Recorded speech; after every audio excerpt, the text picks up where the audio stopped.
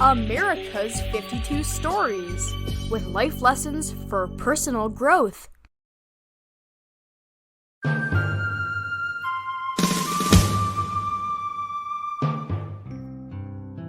The Battle of Gettysburg came to her doorstep.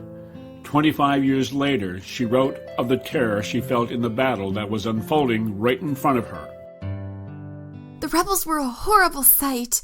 There they were, clad almost in rags, covered with dust, riding wildly, pell-mell down the hill toward our home, shouting, yelling, most unearthly, cursing, brandishing their revolvers, and firing right and left. Tilly Pierce's first experience of the horrors of war came when she saw the effects of a Union soldier blown into the air. As she walked closer to the wounded man, she heard him say, "Oh my God, I didn't read my Bible today. What will my poor wife and children say?"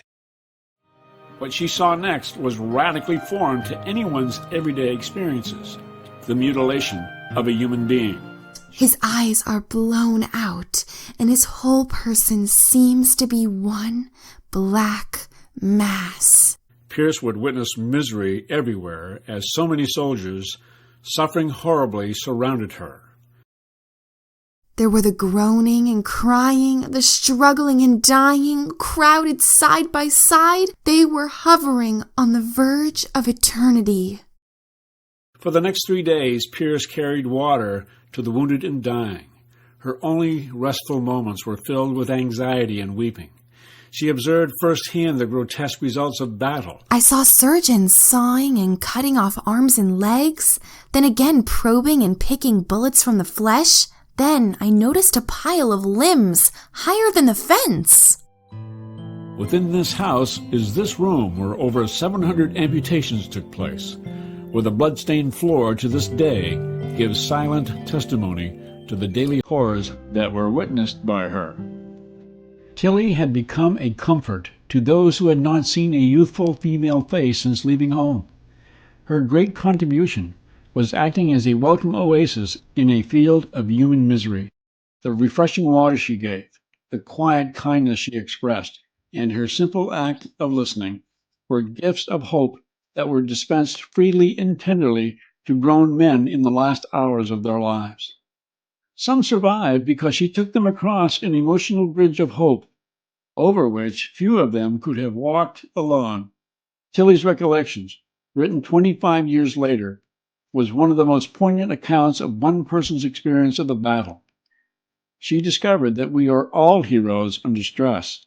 I have no desire to be classed among the heroines of that period that these lines are written, but simply to show what many a patriotic and loyal girl would have done if surrounded by similar circumstances.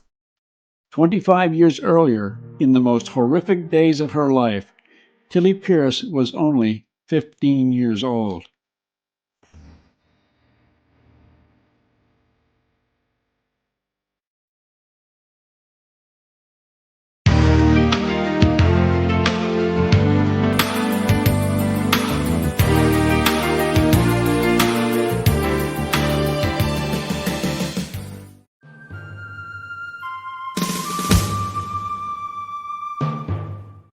Children are leaders too.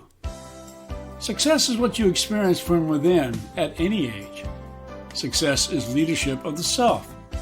As you put thoughts into motion to improve the lives of others, you are leading yourself from a point of apathy to a point of making a difference. Tilly Pierce had a clear influence on the lives of those she served. She kept hope alive where there was none. In times of trouble, you can be a comfort to someone in need of a little understanding. You don't need to give advice, nor know how to give it. You can even save the life of someone who's desperate.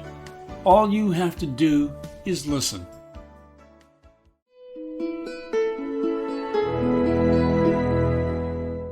Stress can bring out the best in you. When the bullets were flying, Pierce used her previously unknown abilities of fortitude and compassion that were so effective with those in her care.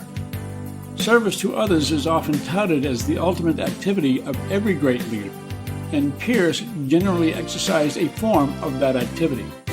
Don't assume that children cannot demonstrate these qualities simply because they are children. We all possess these qualities simply because we are human.